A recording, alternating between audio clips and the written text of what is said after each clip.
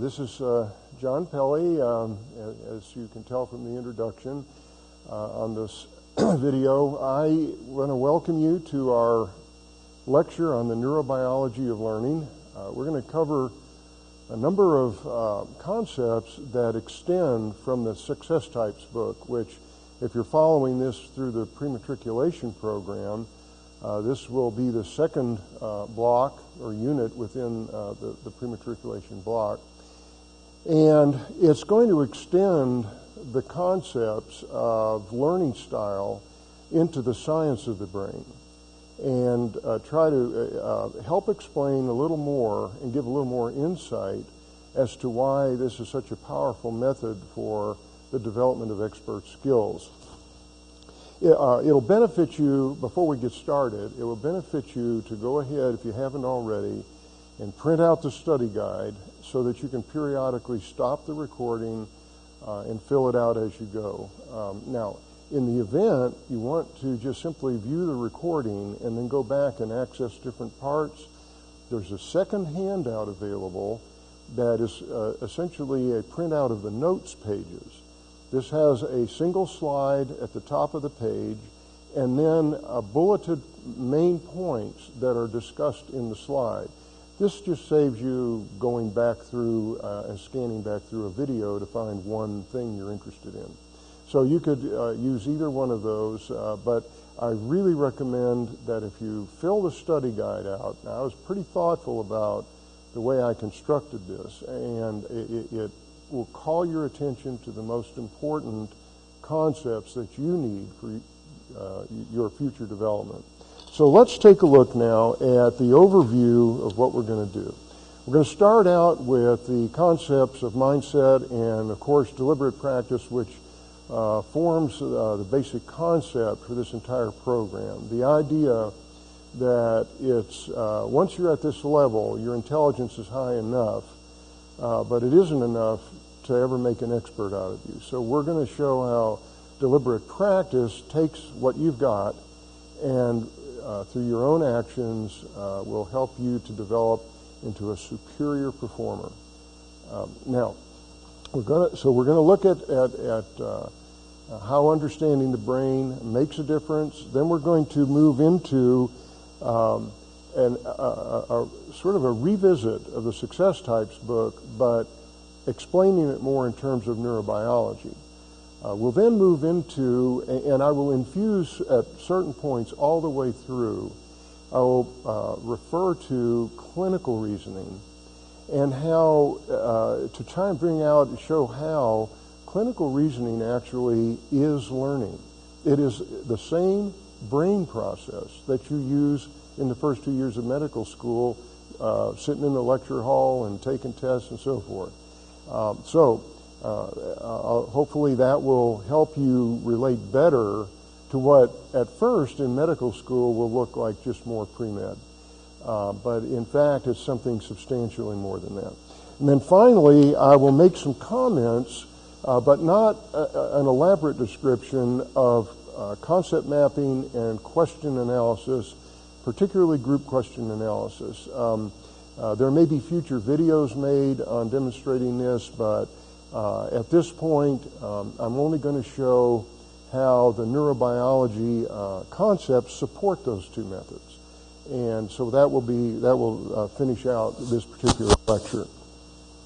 Now, so let's start out then with this idea of mindset and see how deliberate practice relates to that.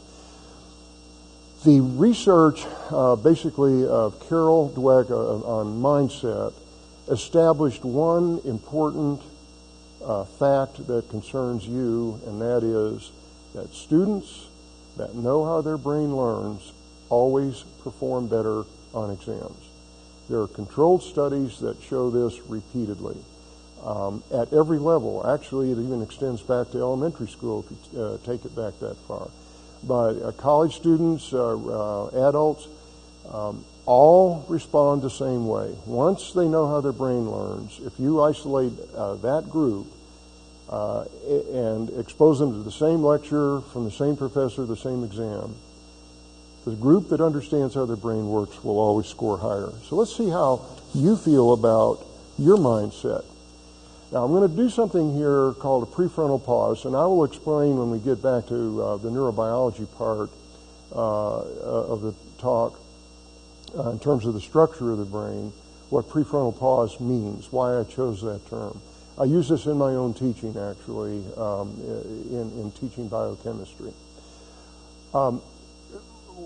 Now, this isn't going to work if you're at a coffee shop, but I recommend that you actually talk out loud. Now, if you're with somebody, if you happen to, for whatever reason, be viewing this with a friend where you can talk to each other, I'm going to give you a minute in just a moment. We'll actually just be having you pause the tape. And I want you to answer what's on the screen, what you've been already reading ahead. When do you feel smart? I want you to think through, do you feel smartest when you're studying or when you get the grade back on a test that's nearly a perfect score or a very good grade? One or the other. These are pretty mutually exclusive. So what I'm going to do now is we're going to have you pause the tape, take a minute, and try to verbalize it. I'll explain why in terms of brain function, why it's important for you to always try and say things out loud. And then you can resume the tape and we'll proceed.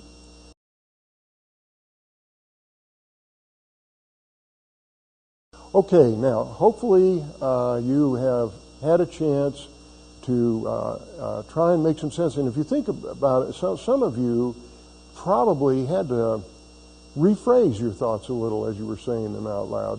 Things don't always come out when you're verbalizing them the way you think you're thinking about them, and it tends to clarify your thinking.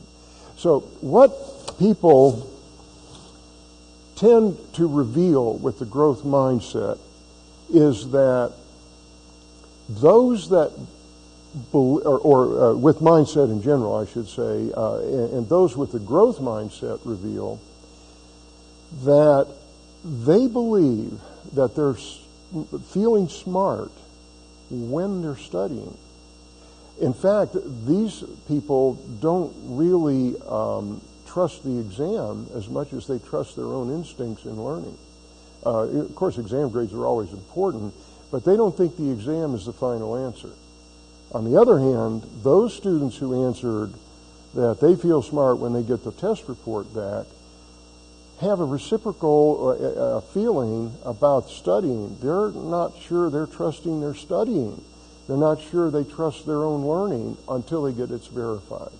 Now, both of these have some validity to them, but where we want to go here is to show you the importance of the growth mindset. And this is not like personality from the point of view that it isn't necessarily a preference. It's a thing you can change your mind about at any time. It's not a part of your built-in biology. So I want to achieve a number of things with this video, but one of them that I want to achieve is that everyone that watches this video walks away with the growth mindset. Now, why is that? Is one better than the other? Well, if you're going to become a professional, yeah, one's better than the other. The growth mindset is. The growth mindset is called growth. Carol Dweck, who did this research, named it because the growth mindset believes you can grow your intelligence. That whatever level you're at, you can increase your intelligence. You just simply have to know how to go about it. And we'll talk about how to go about it. The fixed mindset believes that there isn't anything you can do with your intelligence, that you're born with it, and it's just a matter of whether you're motivated to use it or not. Now, I must tell you that the certain validity to this is that science believed this until about 10 to 15 years ago. When they began learning more about how the brain learns, this began to erode and is now not a belief at all. The current theory is, in fact, that you can grow your own intelligence. So let's take a look then at a comparison in terms of why one is better than the other. When a student with the fixed mindset sits for an exam and is counting on being told that they know enough, there's always the threat that that one exam is the one where they will fall short. And so they basically live in fear of reaching their limit. And therefore the exam becomes a threat. And of course you can see, and maybe yourself as have experienced, the vicious cycle that goes with that. You become self-defeated after a while. So this is the mentality you have with the fixed mindset. Working just as hard, trying just as hard, and being motivated to be successful, but looking at it in the essentially a counterproductive way. With the growth mindset, on the other hand, the student that has that mindset uses failure instead of fearing it, because everybody fails at something. This is not a complete failure, like a life failure, a career failure. These are the minor setbacks where you miss an exam question or make a lower grade. The growth mindset just sees that as an opportunity for making a correction and becoming better. And so they're never really threatened. They just continue to improve and work and succeed. And this, as I told you earlier, there's data that shows reproducibly that this approach leads to higher and greater success, actual higher scores on tests, but greater long-term success than the fixed mindset. So let's see, why does this work? This is sort of an observation. Dr. Dweck's work discovered this information as an outcome, but never said really how, didn't address how this came about. How does a person that knows how their brain works change their behavior? Well, the way they change their behavior is through what another area of research has referred to or coined a term, deliberate practice. The emphasis is on practice because, as you'll see, all of skill development, whether it's learning skills or clinical skills, results from practice, from experience. And this is more and more obvious as you get into the clinics and residency training. Experience is what makes the difference in a person. But the type of practice is where the human performance research has focused, and they've learned that if you're not practicing correctly, what you're doing is making permanent an incorrectly performed skill, and that can go for learning as well. So you see, what is important is to call your awareness of yourself to where you might have a flaw. There's an irony here because medical education rarely permits anyone to admit they have a flaw. All the way, you know that from applying to medical school and admissions interview. It applies. I've spoken before residents and physicians, and they all agree, yeah, you know, we really don't reveal that we've got a weakness. And yet, that is the only route. It's the only certain route to a perfect professional, to an expert.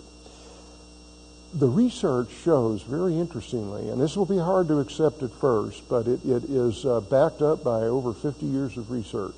And this is a lot of research from a lot of different angles in human performance. There has never been a single study that has shown a correlation between intelligence and expert skill development. Not one. Now, what that means is, you know, intelligence can get you pretty far. It can, and you can look pretty good, but it doesn't get you all the way. Now, what the research does show in every case study, that when the person utilizes deliberate practice, and that becomes their practice, rather than just practice makes perfect, they know practice makes permanent. So if I keep practicing my weakness, I make my weakness permanent. Now, we're at the point now that we can teach this. The people that have been studied really didn't know this from a course or a book.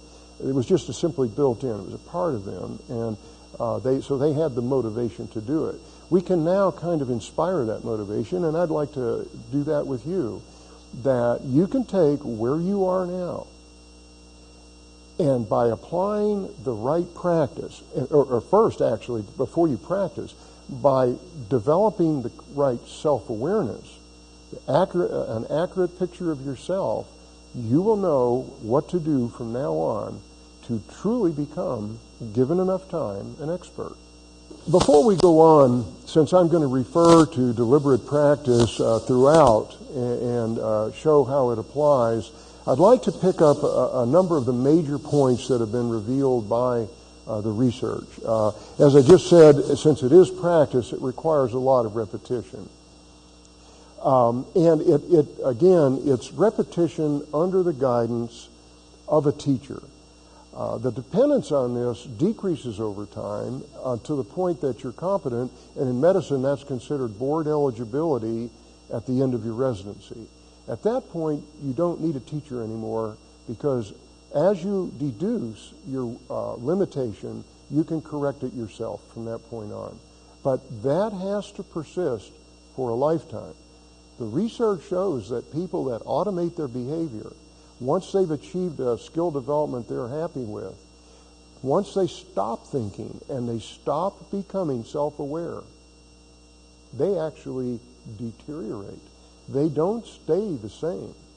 They drop off. That's why I have that quote from about Pablo Casal's at the very beginning on the webpage, where he's interviewed at the age of 93, and he reveals he practices 3 hours a day, even though he's a world master at what he does. Nobody's better. And he says, because I'm beginning to see some improvement. It is a mindset, a mentality that characterizes every expert, superior performer that's been studied. And whether it's medicine or professional sports, music, you name any area, and that's a characteristic of everyone at that level. Okay, so where we are going here then is also to point out that because this is working on a limitation, it's not going to be fun. It's only fun when you're working on what you do well. So this is why it's important to have a teacher present to at least give you some guidance in your practice, so that you can then make permanent the right thing instead of the wrong thing. So I think with those basic fundamentals, we'll go ahead and move ahead now and get to know your brain. Now, what we've done at this point is determine only that it's important to know how your brain works and how you will approach skill development. But now we need to talk about actually how your brain works. We're going to do another prefrontal pause. So we're going to pause the video again. And I want you to think about a simple question. And if you've done the SuccessTypes unit, then you know this is aimed at extrovert and introvert. But it's still worth doing it. I want you to answer for a minute, and again, if you can turn to a friend or whatever, the situation permits, and verbalize whether you need to talk things out in order to learn them and to understand them, or whether you have to be quiet for a moment and process that. We're going to be looking at this from a whole different point of view than you're expecting. We're going to identify a characteristic of your thalamus. And I'm going to talk to you about the thalamus for a minute to buy a little time for the introverts to think. Okay, the thalamus lies just above, at the very top of your spinal cord. It's not part of the spinal cord, but it lies above it.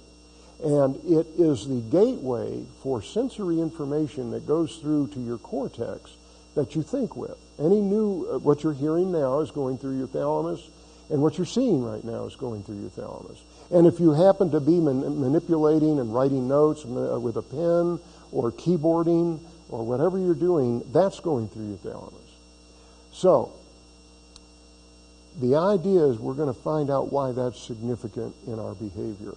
So I'm going to have you take a minute now before explaining anything more, and we'll pause the recording, and then we'll come back. Okay, start now.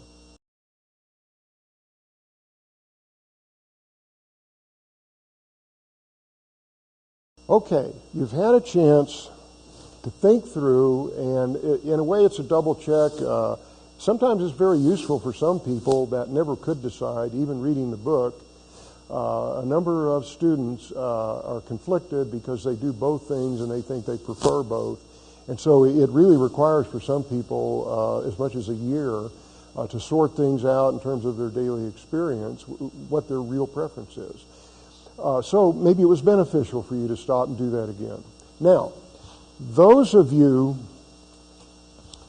who, it looks like even though I'm recording a video, I stole my thunder from this one slide, but this particular slide is essentially a visual of what I just said, that your thalamus is right at the top of your spine and admits all of the input into your neocortex. And I like to use this little humorous thing, since I teach biochemistry, that the thalamus is the gateway for my biochemistry lectures too.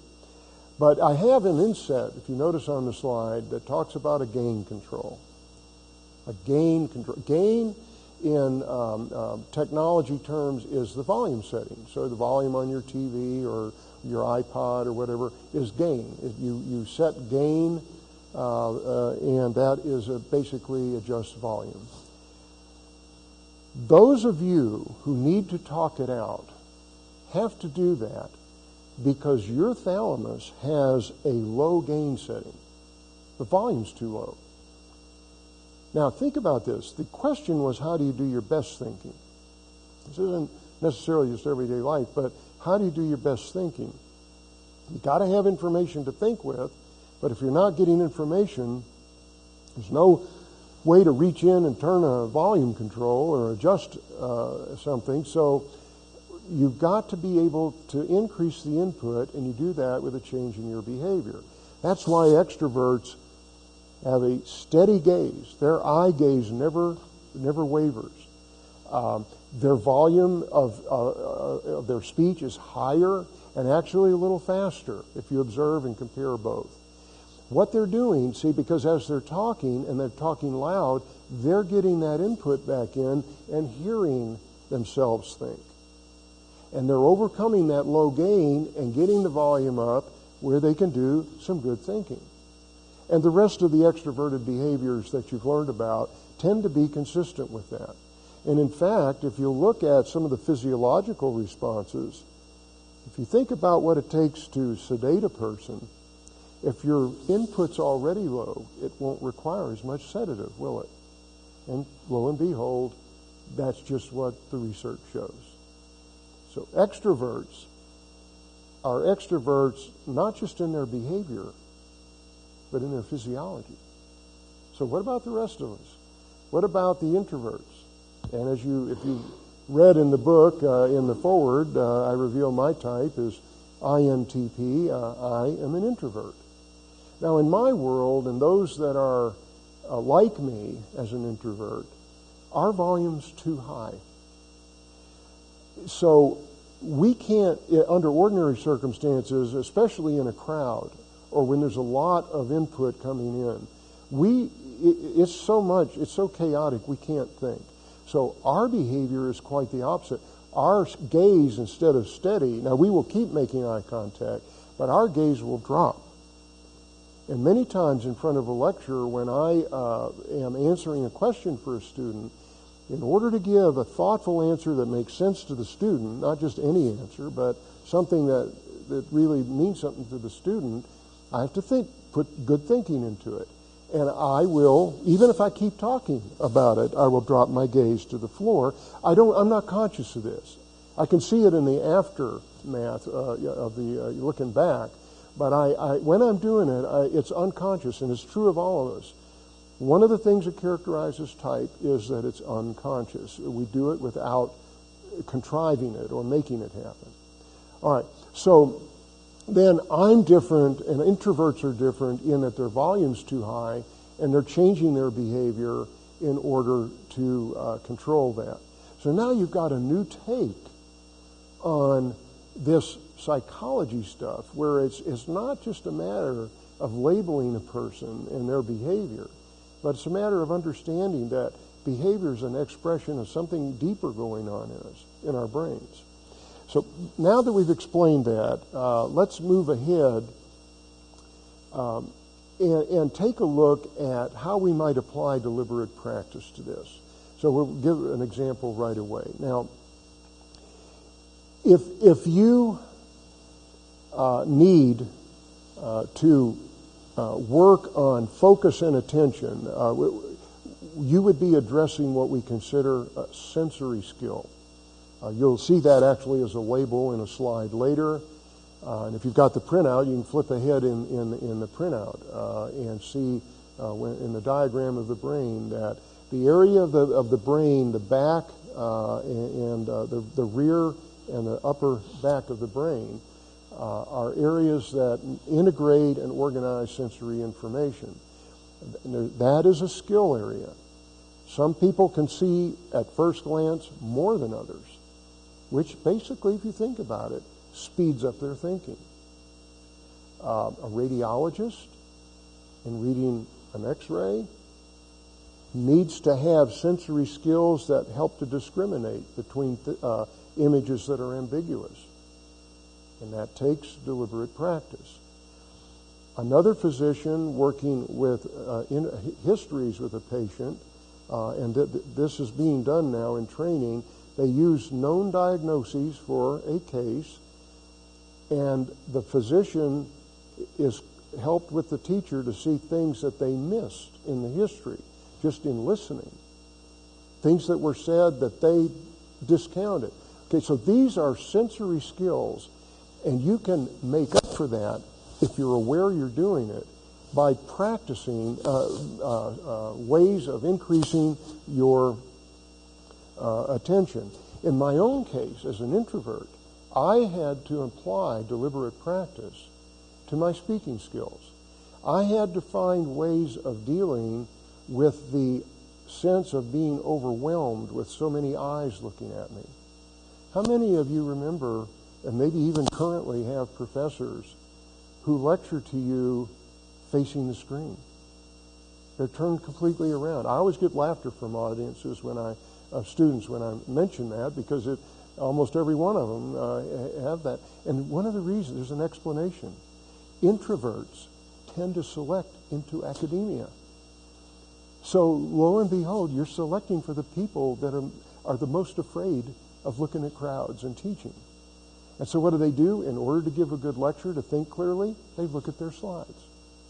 So you see, everything, when you know the rest of the story, has an explanation and a greater understanding.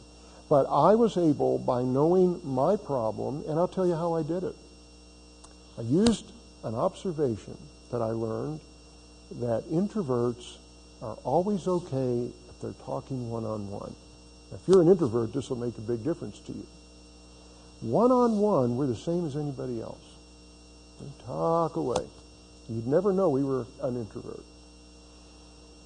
I pretended, and it took a while to get used to this, but I pretended I was giving a lecture to only one person. That instead of a room full of students, I had only one. And I talked that way. I imagined them across the table at a coffee shop until giving them the lecture.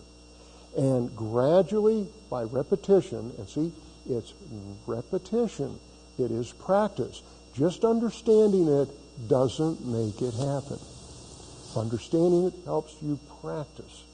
And within a couple of years, I became indistinguishable in my presentations from an extrovert.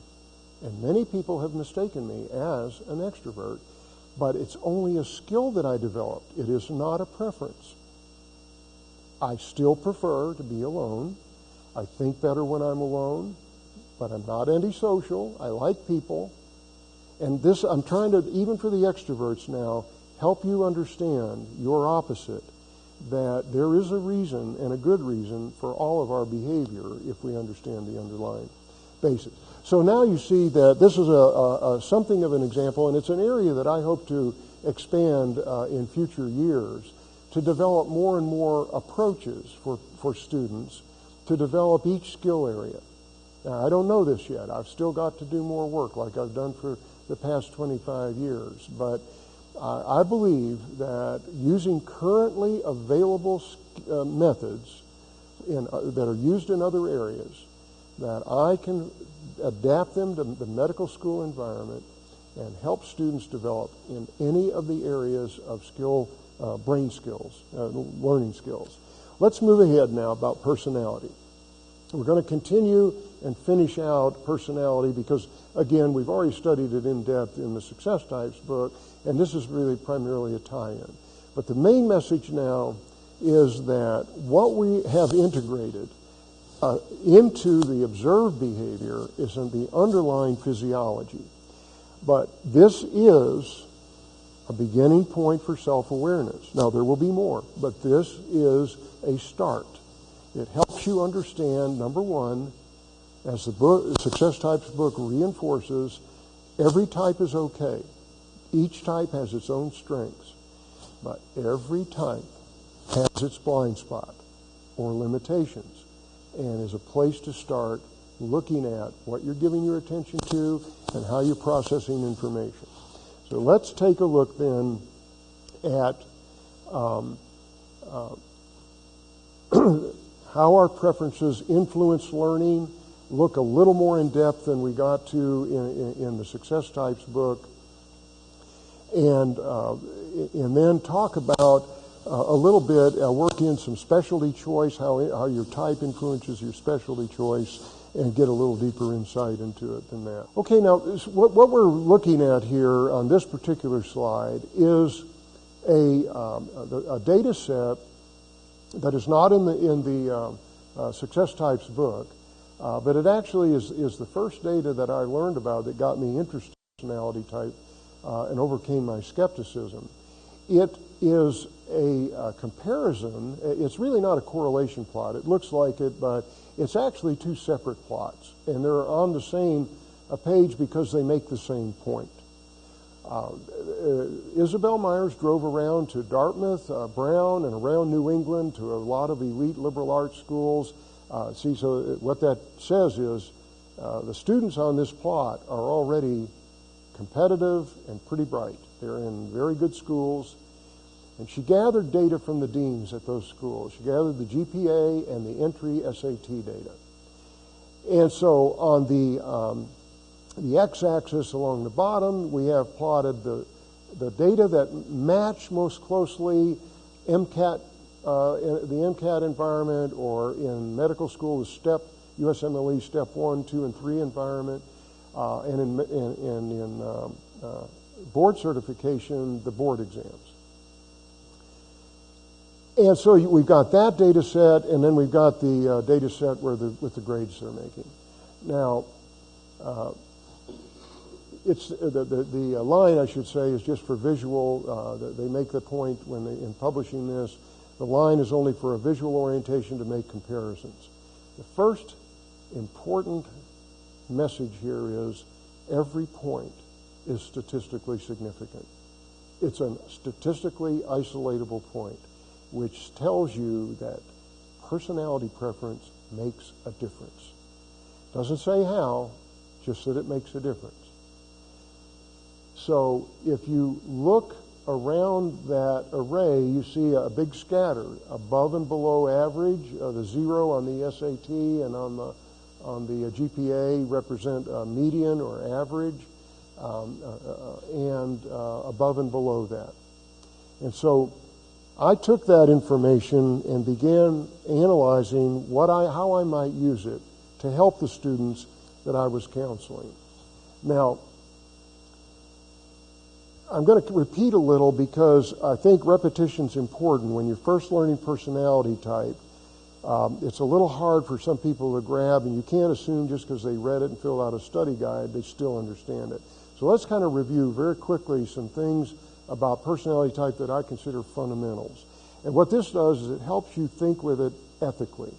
That means that you're not stereotyping other people, you're not stereotyping yourself, which happens, and so you're not branding people, and you will communicate them and communicate with them and respect them better by understanding this. The first thing you need to know is that it's normal behavior. Everything about type is based on observations of normal people. Okay. Now, the second thing is that these tendencies, as I said, are unconscious and they are persistent. You don't wake up one day if you're an introvert and suddenly have an extroverted preference that day. If you're an introvert, you'll always be an introvert. What will change over time is the way you deal with it. So over time, like me, you might put some effort into extroverting skills. That doesn't mean you prefer it.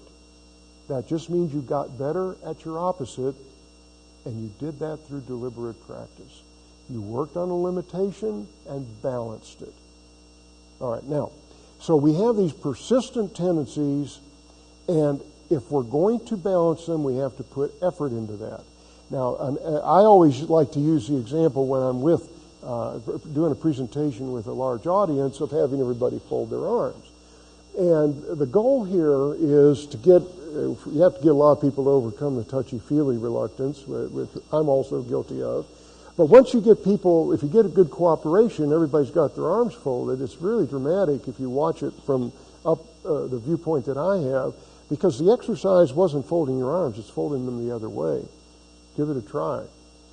What happens right away is when first of all, to back up, when you're folding your arms the first way, your attention is still on me, you're listening, the eye gaze is still on me, because you do it all the time the same way. But the moment I ask you to fold them the other way, your eyes drop. Your attention, you're hearing me, but a part of your attention is on your arms. And some people, it's very humorous. Some people are very quick. They do it right away. And this is a natural population average, a bell-shaped curve. Some people will be 20 seconds later still trying to figure it out. And they laugh. They're amused that something so simple could take so much thought. But this is one of the best ways of remembering type, and especially applying deliberate practice. You could apply deliberate practice to something as mundane as folding your arms the other way and get faster and better at it very quickly.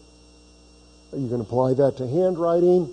Take a little longer with handwriting because you have fine muscle control you've got to train. But people do it, and so you can train your offhand, throwing a ball. You can use multiple examples. Remember, it's not your arm that throws a ball or writes your signature. It's not your fingers that do that. It's your brain. Your brain drives the machinery that does that. It's just like when you see. You're not seeing with your eyes. You're seeing with your brain.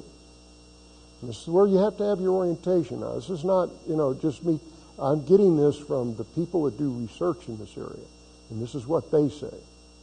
All right, so when you fold your arms the other way, it tells you a very important thing, and it tells you why some people are not too hot about this entire area of changing yourself because someone else says it's better. Because it's threatening. It takes so much effort for some people that they're afraid that they really will never master folding their arms the other way. But I'm going to be doing and asking exactly that. I've already done it with extrovert-introvert. Those of you that are introverts will one day stand in a clerkship rotation with the rest of the team, and you don't have an option to not speak when the attending asks you. And life will present you with many circumstances where you must adapt. So this is not about forcing something. This is giving you an opportunity to choose something early that will help you later. Okay, now, keep in mind that all the time that we're talking about deliberate practice, holding your arms the other way. Oh, and incidentally, it will make you tired. It's taking extra mental energy to do it the other way. Those of you that are sensing types, and we'll come to greater explanation of this in a slide or two, Sensing types who are kind of wedded and good at linear learning and memorizing, and when you're asked to show a pattern, come up with it on your own, it's very unsettling. And if you're asked to draw a concept map, which does that, it will literally make you tired. And I have had students give me that feedback, that one of them emailed me that they mapped for 2 hours and then napped for 2 hours. Because the idea was that it's not like working out at the gym. It's a tiredness mentally, but it's real, and it will affect you. The good news is it gets a lot better. As you develop the skills, just like my extroverting skills, it was harder at first and wore me out. Now it's a lot better. I still get tired when I do public speaking, but not as tired as I did at first, because now I've developed the skill, and now I'm better at it. So it's not my preference, but I'm more natural in the way I look. Okay, let's move ahead now.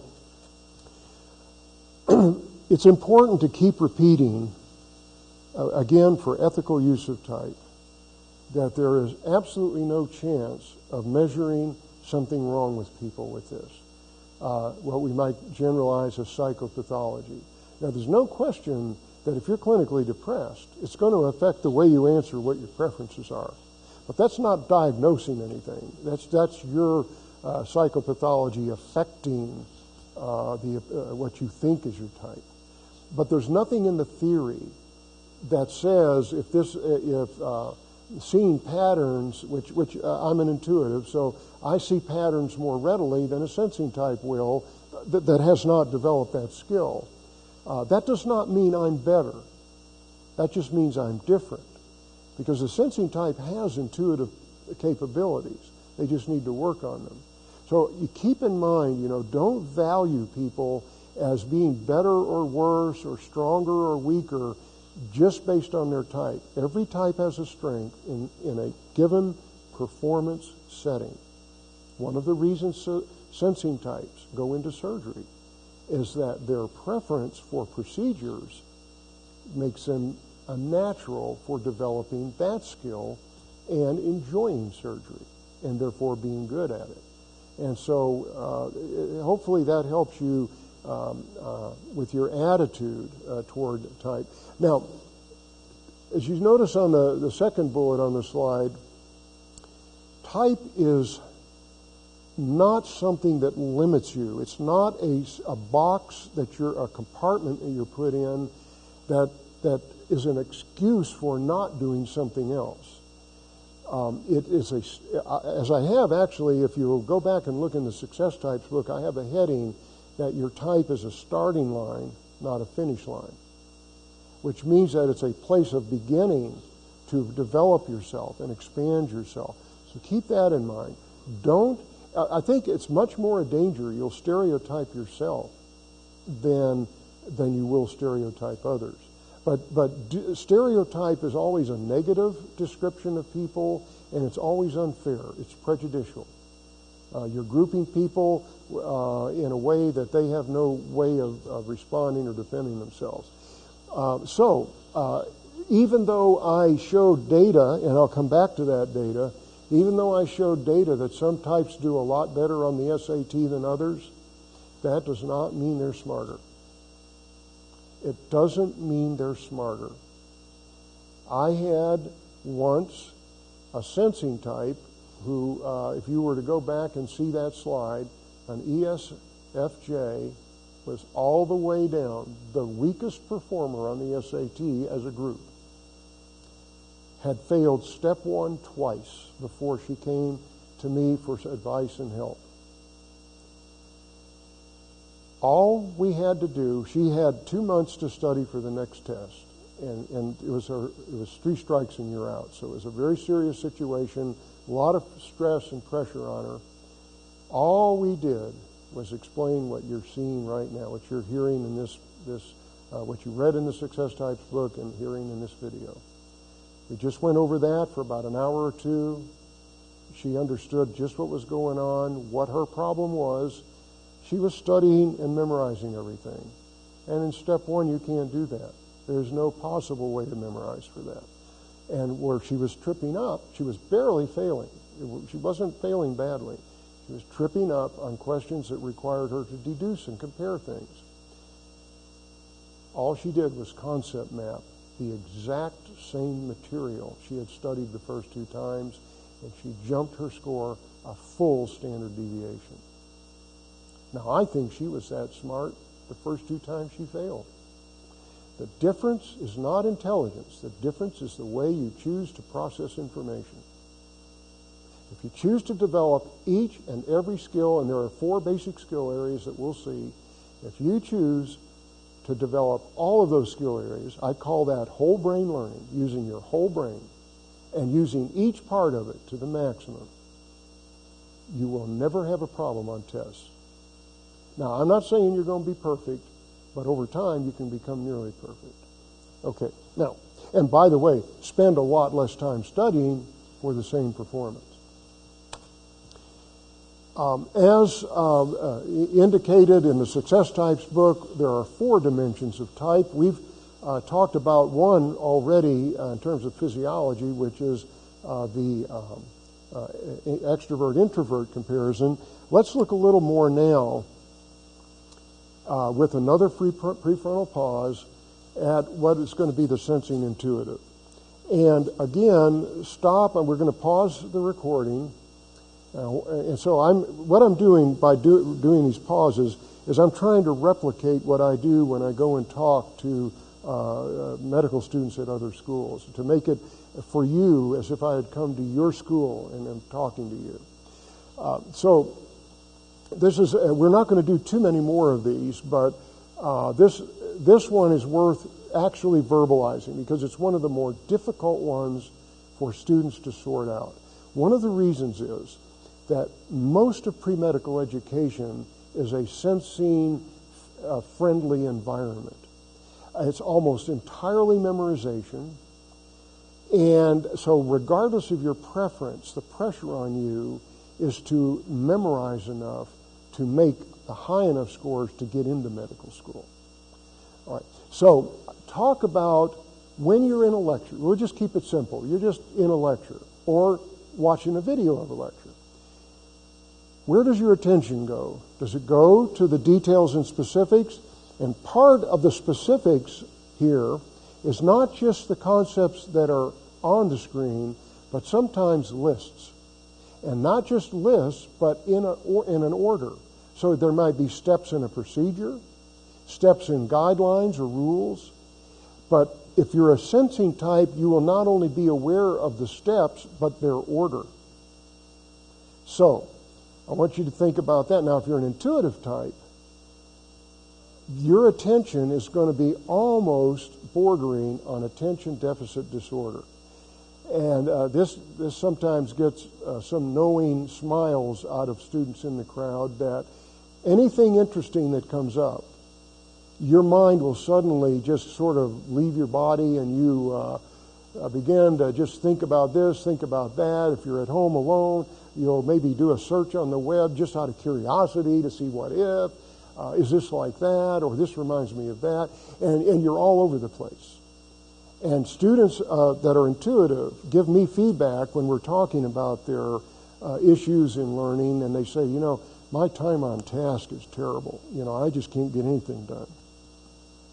And they ask, do I have any recommendations? And by the way, the recommendation to not let that escape here is always concept mapping. Concept mapping has the highest time on task of anything you can do. So we'll talk about that. And again, there's a separate video on concept mapping that will expand on that. So let me now, again, you're thinking, do I give my attention to patterns and details, and am I always getting distracted thinking about that, or am I focused right in the immediate present on specifics and the details that are being presented? So we're going to pause now and then give you a chance to verbalize. Again, talk about this. Talking is integrative thinking. You have to choose what you say, and you have to say it intelligently. So try doing that. Okay? So go ahead and we'll pause the video now.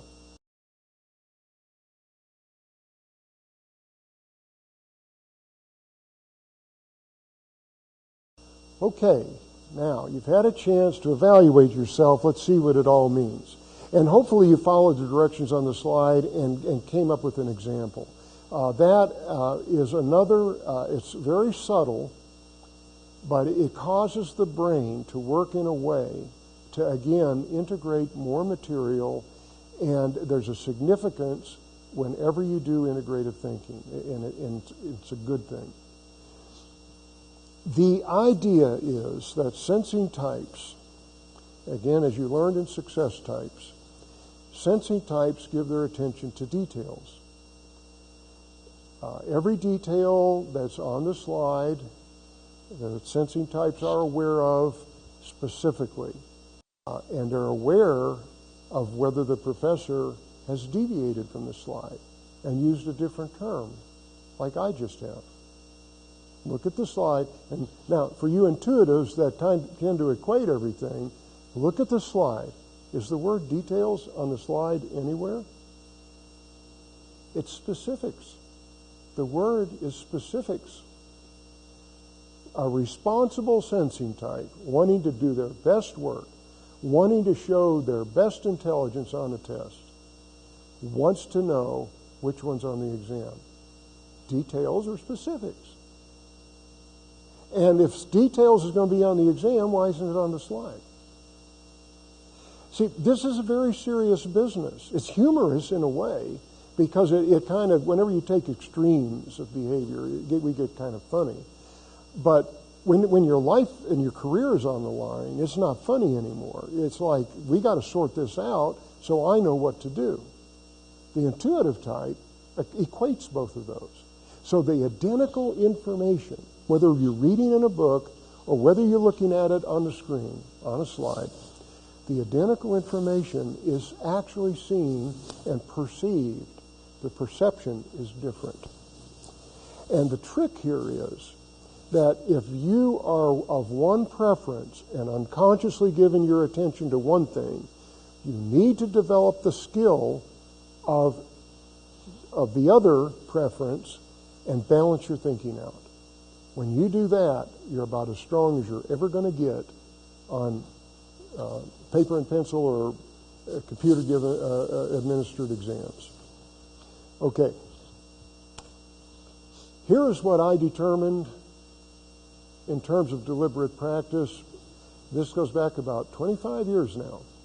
And I've worked with this concept ever since, and of course, as I've learned more, I've enhanced it with a little more background. What I decided was that I knew from prior experience as a teacher, as in talking with colleagues, especially in talking about students, if I was teaching biochemistry and I talked to the anatomy teachers about the student that was having trouble in our course, and they would say, yeah, they're having trouble in our course too. We could still tell in dialogue with the student that they knew the material. And I know that a lot of you have experienced this. You can, in conversation, it's a whole different ballgame. They converse, they make sense, they know what they're doing. Yet, they sit for an exam, things don't work out. Where the point here is that people can be smart, like the student I just told you about that jumped her score. By the way, that standard deviation jump is a statistical 1/3 of the group, rounding off. So that's a huge number of people to jump up over. And that's true for many students. That's just one example. I could give you many more. So what you want to view on this slide, then, is this arrow pointing to the right.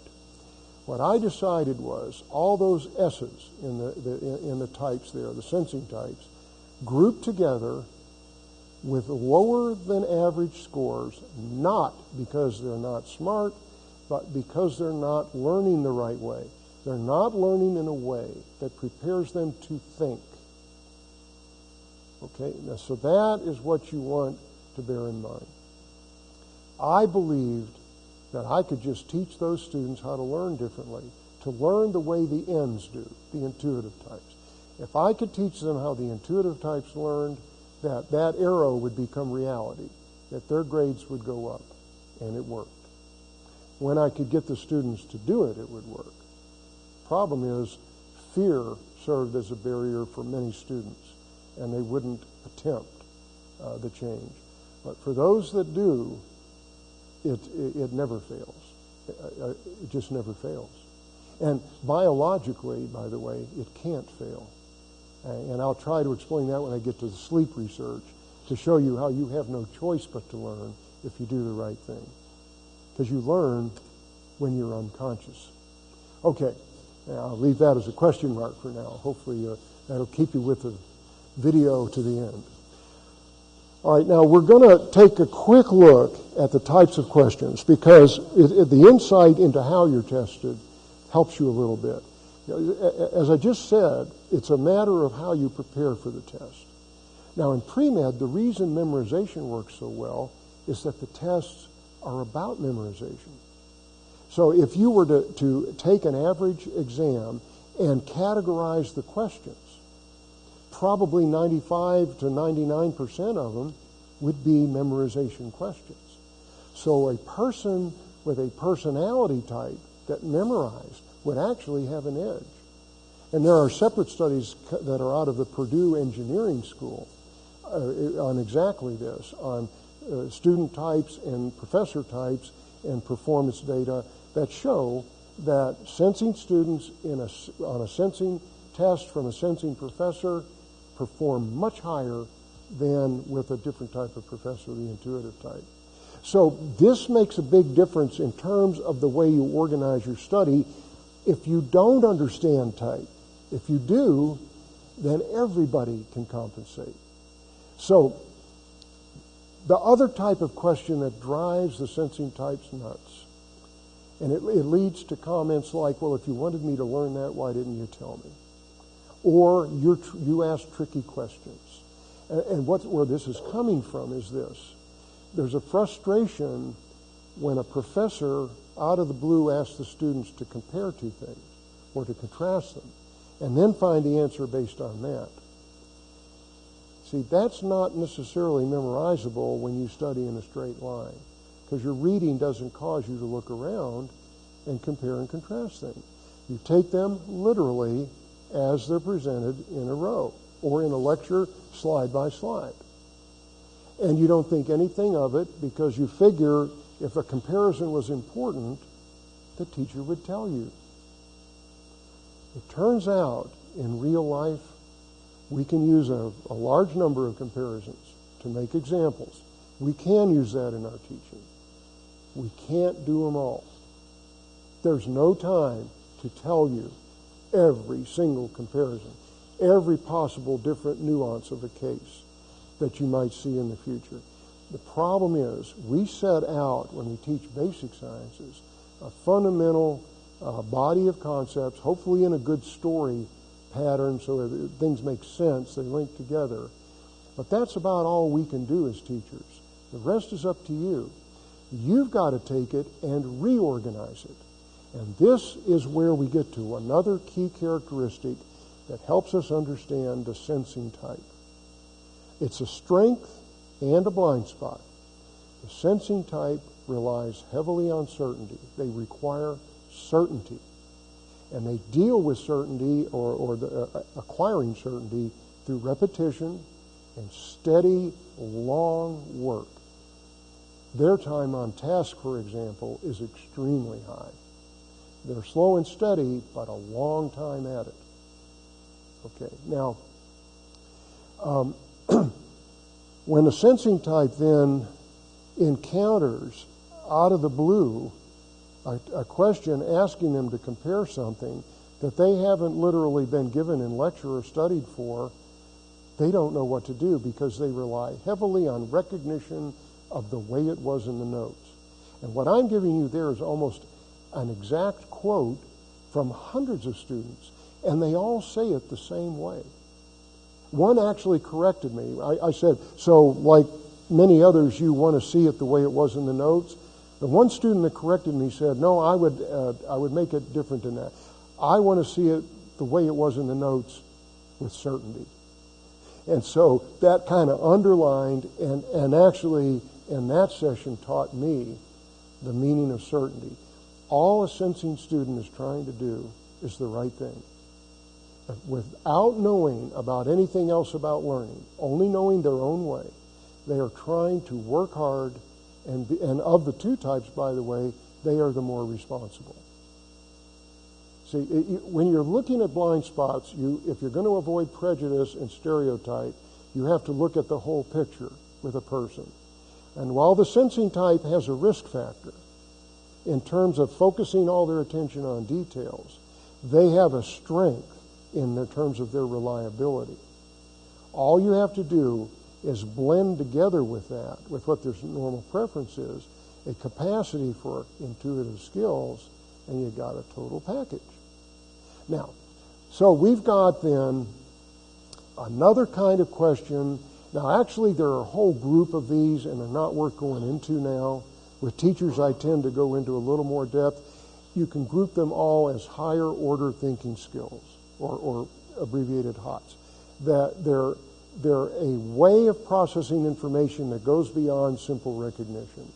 And there are actually 4 more levels above memorization.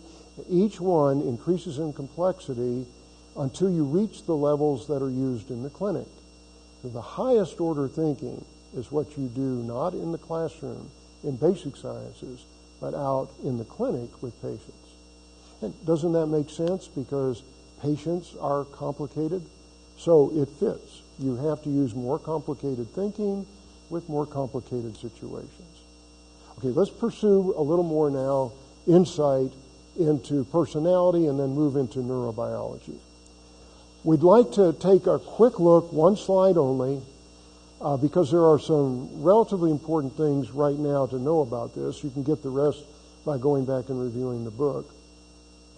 Thinking and feeling students are different in the way they make decisions. And I'm going to really, in the way I underline certainty for a sensing type as a one thing that goes with the other very strongly, I'm now going to start equating the term decisions with the way you use your brain.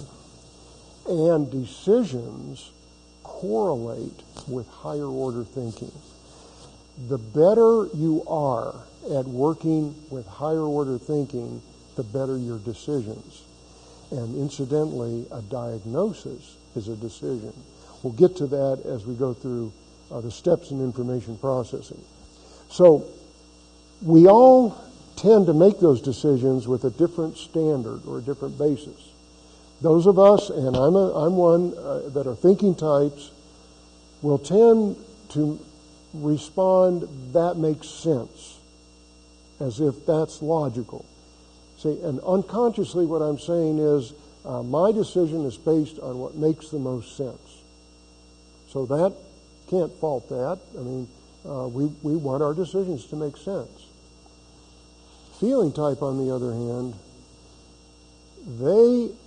it may make sense, but if their instincts about people being damaged or hurt by this, or in some way quality of life is lowered, or their value system is violated, they won't care what the logic is. They will trust their values. And that is just as rational and just as important. And in fact, for many, many years, that was missing from medicine. You learn to diagnose a patient and move on. Now we take into account, how is the family going to handle this? What's important to the patient? There's a substantial emphasis in patient communication on empathy. How does the patient feel, not how do you feel? And so the feeling mode, the feeling type, has a skill. And by the way, they use better words. They are good communicators.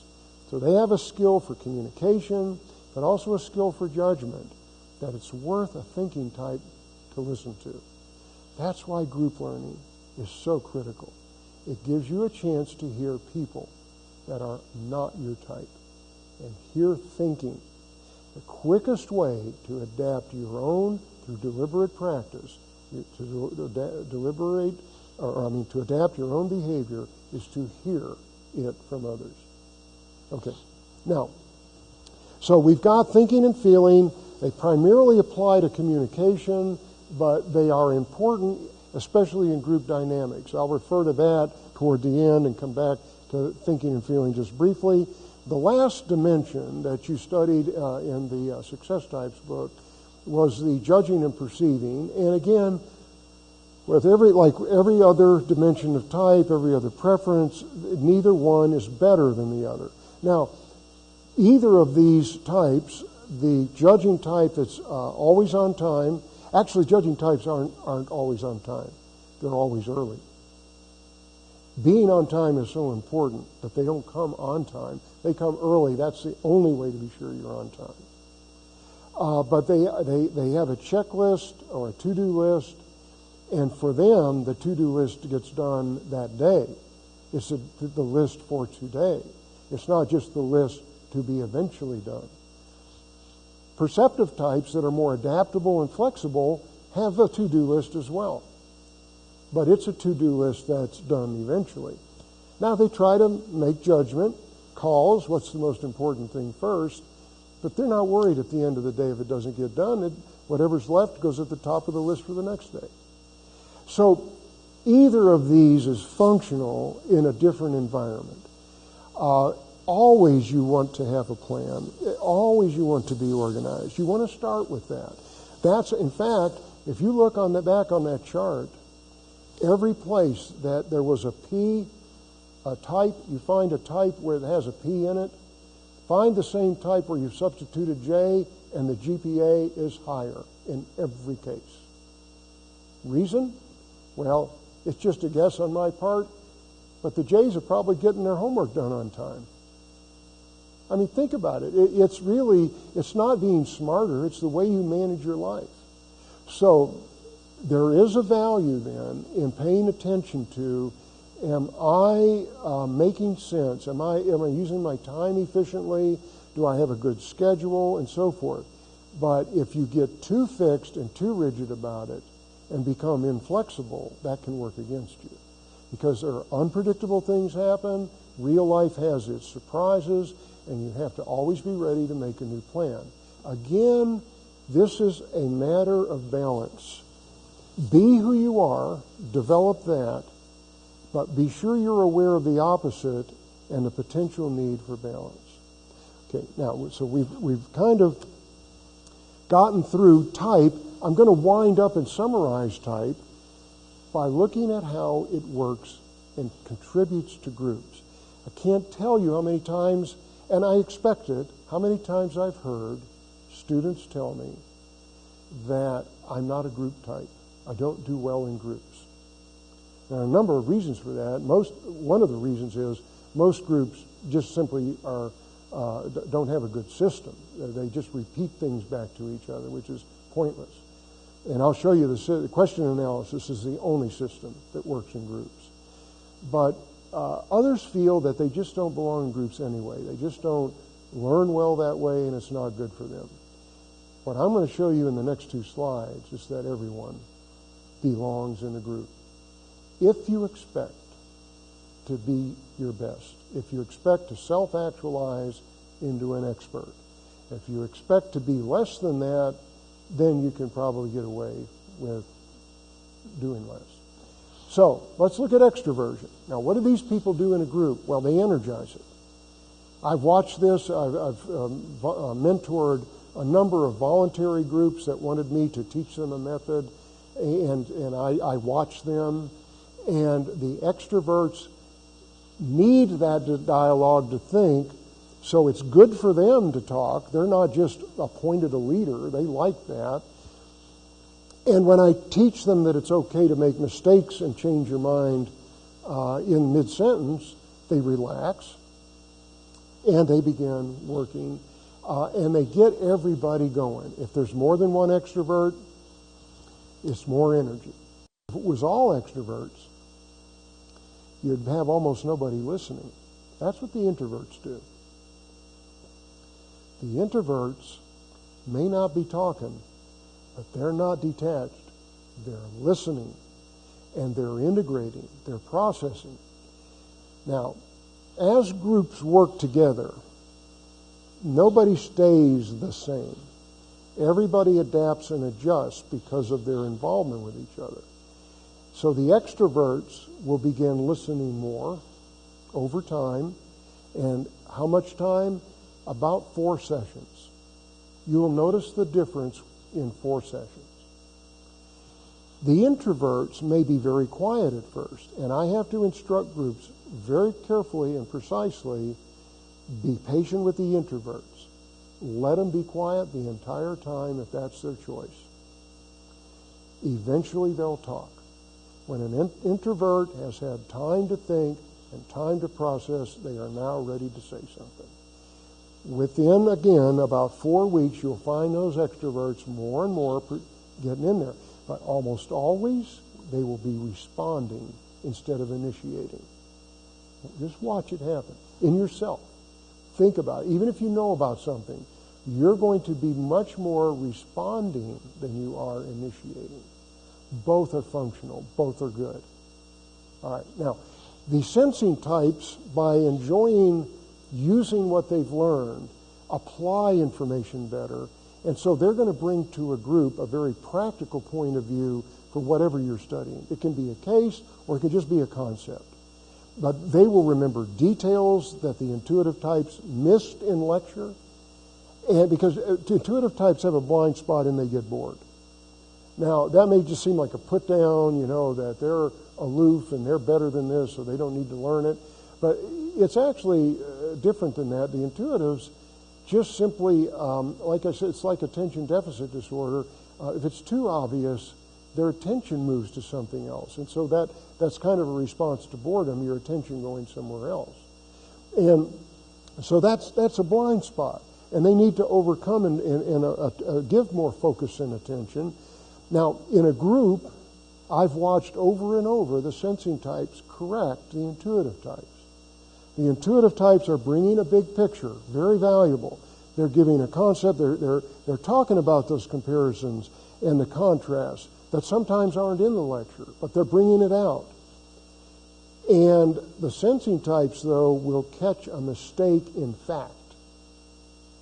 You need both. You need to see the big picture to compare, but you don't have to be thinking with incorrect facts. See? It works. And so both students, on a regular basis, if you work all year long, you don't have to spend a lot of time. That's the good news. If you're not a group type, you only have to worry about that not being a group type for 1 hour a week. Because in the first year, that's all it takes. You keep returning to the group. You know you're going to return to the group. And it changes the way you study everything else in a good way. And so, introverts, intuitives get corrected and they're kept honest. The sensing types keep the intuitive types honest from the point of view that it keeps them correct. And then the sensing types get to see things they never would have thought of. And what happens? Their intuition begins to develop. The sensing types develop their own intuition. They'll never use it unless they have to. It's not their preference, but they'll develop it. And it'll be ready for them when they're learning and on a test.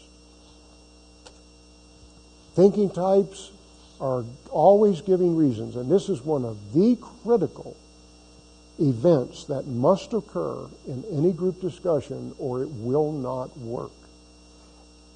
Everybody can know everything and see every comparison, but if you're unable to give a clear rationale, which is essentially a reason or an explanation, if you're unable to tell someone else something they can understand, you may as well not try, and you may as well not do it. Your thinking never occurred.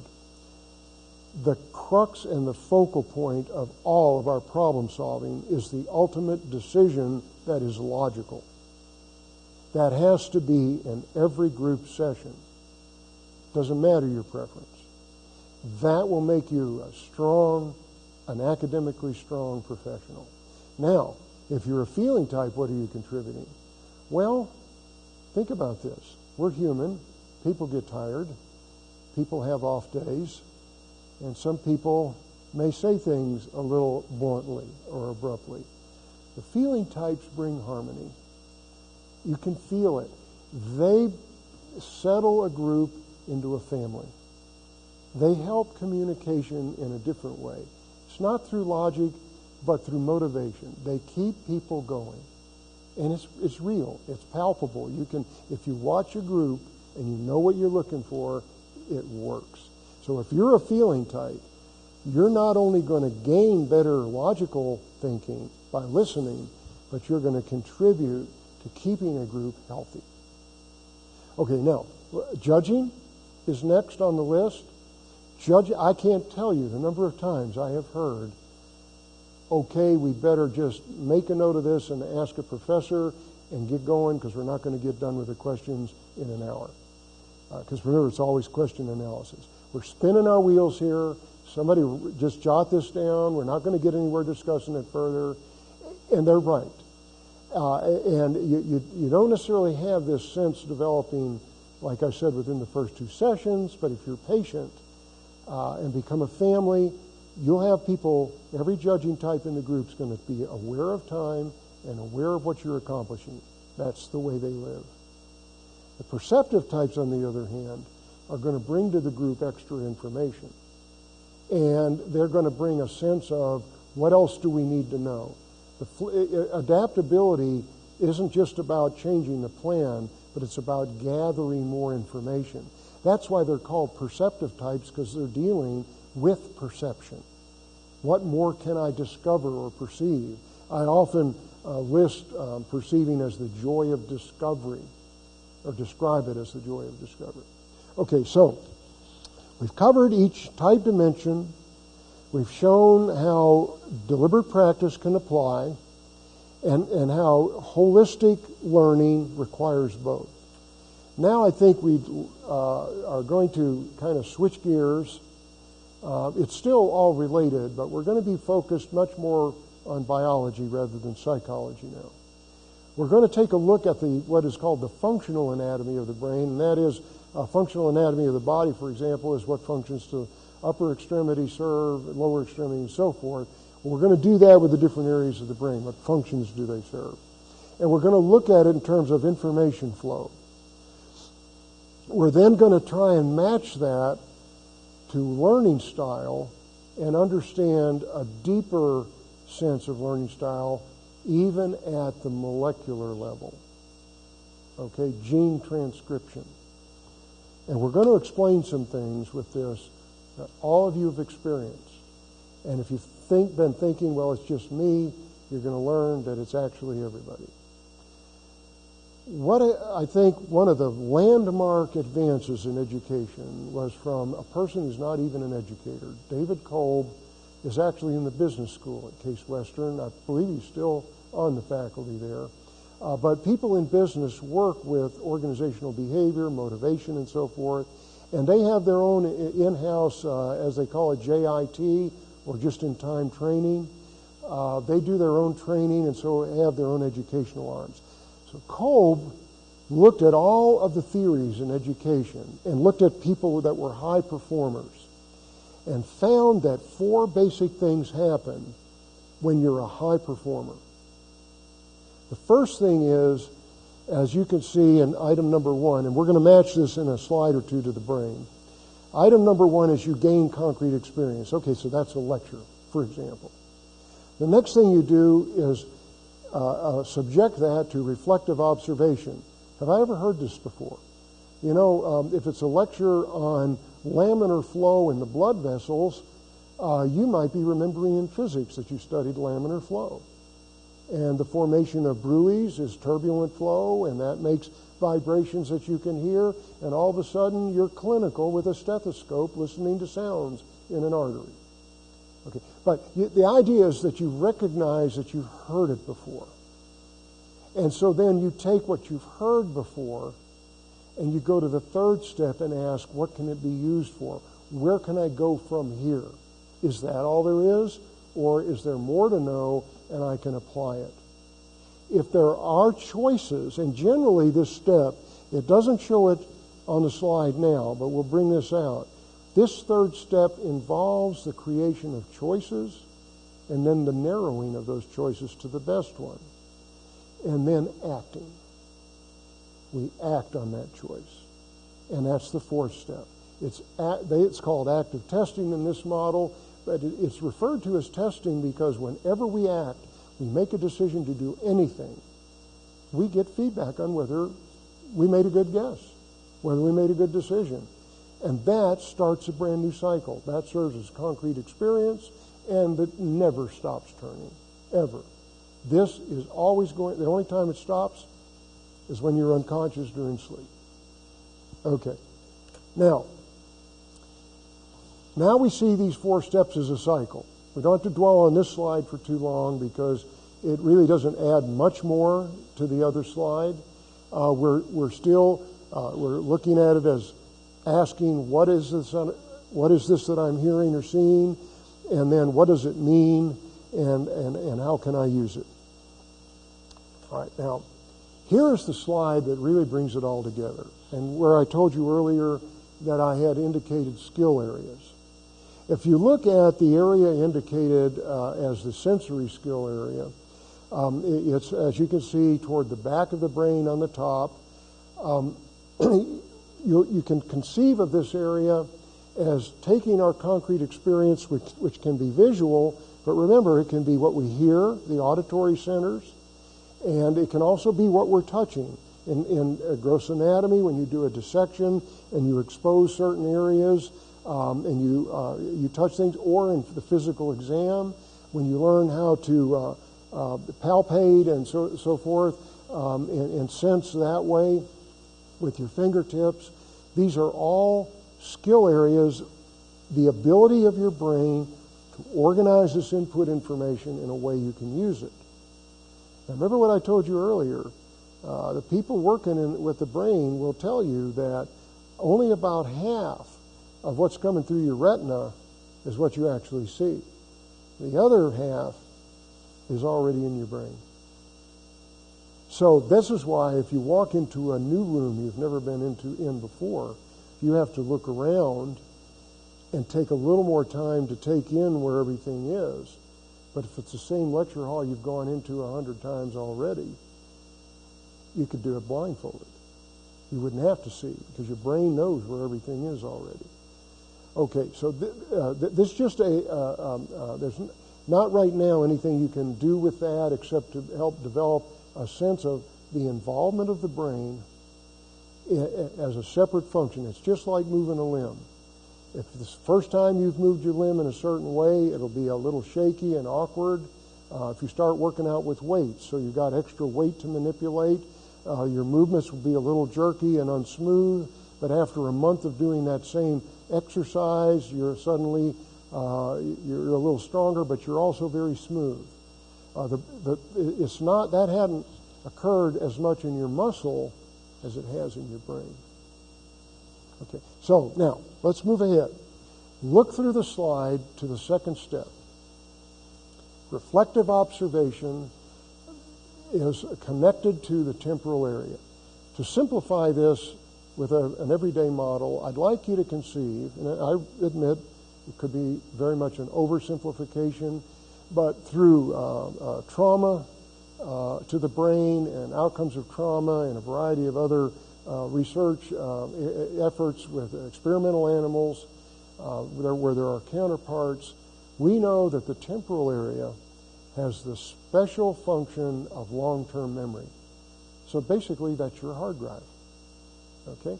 That is the place where when you go to sleep, like turning off the computer, when you wake up again, or it stays, and when you wake up, what you knew the day before, you still know. Okay, you turn the computer back on, your hard drive still got the info on it. That's the area, that's why that area asks, do I recognize this? Because what you recognize is in long-term memory. It falls right into place. Makes sense. Up to now, what I've discussed here is what you're used to every day in college. You go to lecture and you respond to lecture. You receive information and memorize it and store it in your hard drive. Almost never, unless you're at a special school with small classes and you have a unique approach to learning that involves group discussion of problems, you will never use the front of your brain to a substantial extent. You can't not use all of your brain, but the idea is that relatively, your use of the front of your brain is going to be minimal. But if you want whole brain thinking, you must use the front of your brain. And I tell you this right now, you cannot avoid it in the clinic.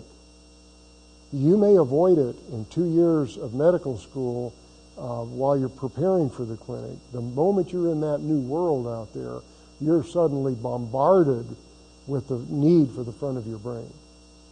The front of your brain creates a hypothesis.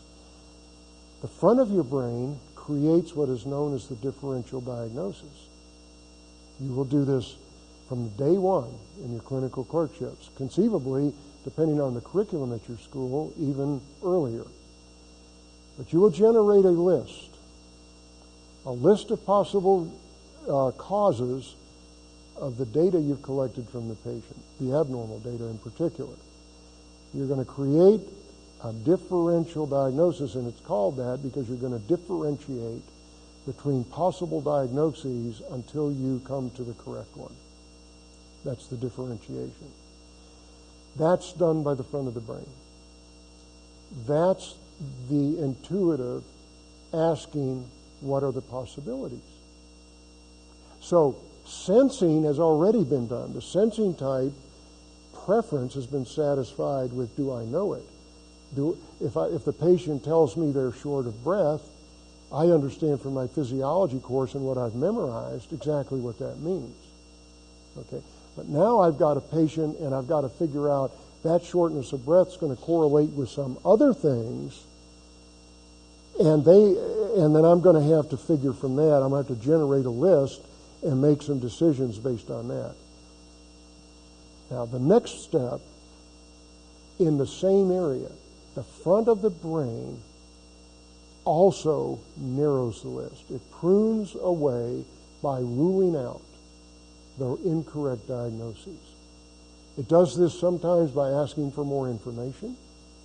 It may access more information from long-term memory, or it may access through the sensory area by using your iPad to do a quick short video clip or look something up on the web. So new sensory input, but the front of your brain's directing all of that. And what's happening is the front of your brain's trying to make a logical decision to rule out the incorrect diagnoses. And that is exactly the way you need to take tests. You're given the differential as answer A, answer B, down to E generally, sometimes longer. Okay. You see what I mean, that learning skills and the mental process that's going on and what you assume to be just more pre-med is exactly the skill that you're going to use in the clinic. And the sooner that becomes stronger, the better you're going to look in the clinic. And honestly, I know from direct feedback, sometimes from physicians, not students, I get feedback from them as well, but from program directors and expert physicians that are teaching residents, that the better you look out there can make a difference in the way you match because of the recommendation you get. Often the clincher is who's recommending you and what do they say about it.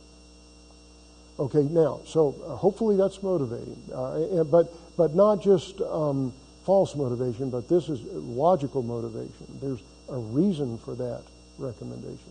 So the front of your brain's doing a lot, isn't it? It's making a bunch of decisions or possibilities, then making a bunch of decisions to rule down. You can apply this to buying a car or a TV set, or picking out somebody you want to spend the rest of your life with in a relationship. It's always the same. What are my choices, and what is the best one, and why? Remember I told you earlier, you have to say why. If you can't say why, you're not going to get there. That's sometimes the hardest part for people, but it's doable, and you can learn it as well as anything else you apply yourself to. But you got to practice. and groups are the best place.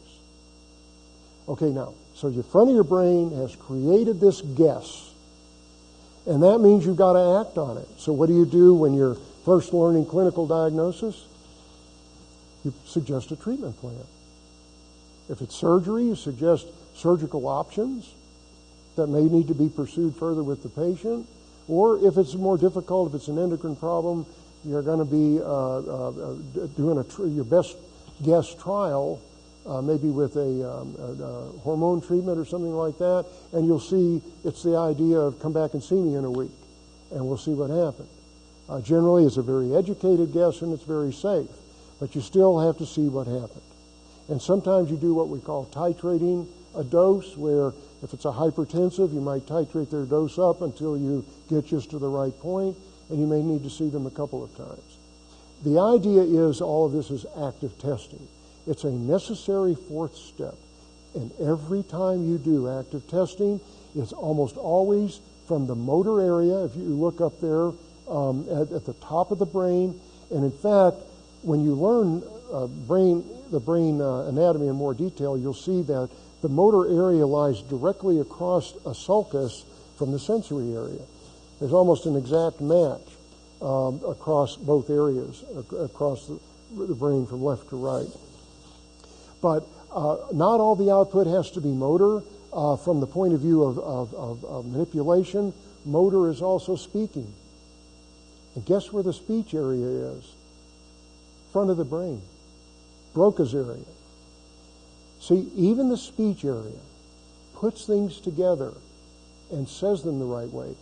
The way you say things, that's why the prefrontal pause, it works so well if you say it out loud, because it makes your brain integrate and it actually exercises that part of the brain. Now, you may think I've used the word loosely, exercise.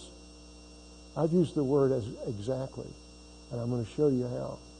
We're talking about bodybuilding for the brain. You actually change your brain. You can build it. And we're talking about now focusing on different areas that physically change the brain. We'll get to that. Let's keep going. I may refer back to this slide, not by turning back to it, but you may want to refer back to it as I go through. Keep the page open if you've got your printout. Now, a way of summarizing the overview, because this is a little bit of information now for you to integrate all together all at once on the spot. Try to think of the movie title, Back to the Future. Okay, what we've seen is the back of the brain, which is the temporal area, and I know it doesn't look like the back, it's not the back of the skull. Go back and look at the picture, it's kind of over your ears and it looks like it's underneath. In the embryo, it's side by side with the frontal area. And both of these are pushed apart by the motor and sensory. So the temporal actually was originally at the back, and it's just pushed around in a U shape. So the temporal area is so we think with the back first. Do we recognize it? And then we move to the front. What can we do with it? Back to the future. And this matches sensing and intuitive. Again, deeper insight now. In the book I taught that the sensing types are in the present. That's how they got their name. Is what can I put my hands on? That's what I'm paying attention to. What am I seeing? What am I hearing? They are in the present. They're not wondering what if. They're right now. What is? That's the temporal area. What is? What do I know? The front of the brain is asking what if. Those are the possibilities, the differential diagnosis. So that's the future. The intuitive type is continually drawn away from the present, and they're kind of head in the clouds. What if this? What if that? So they're future thinkers. Well, you can see it now with the functional specialization. We're back to the future. Back of the brain to the future part of the forward part of the brain. Now, as I've got indicated on the slide, unfortunately our first 2 years of med school, because of the high volume of cognitive, some people call it a cognitive load, but the cognitive content that you have to learn about, which is essentially a vocabulary lesson if you think about it. But you've got to learn this material, these words to use, so when you're in the clinic, you've got something intelligent to say and to think with. So in the first 2 years, we're emphasizing the back of the brain. Does that mean you don't develop the front? That choice is yours. The teacher can't make that happen for you. The teacher cannot ask your questions. The teacher cannot come up with your alternatives. The teacher can't do any of the development of the front of your brain. They help a lot with the back, but only you can take charge. The good news is it doesn't take that much time.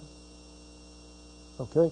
You'll get more practice with that as time goes by in the curriculum later, but in the first 2 years, an hour a week with the first-year students, an hour and a half a week with the second-year students is all it takes, and the rest of the time can be spent in individual study.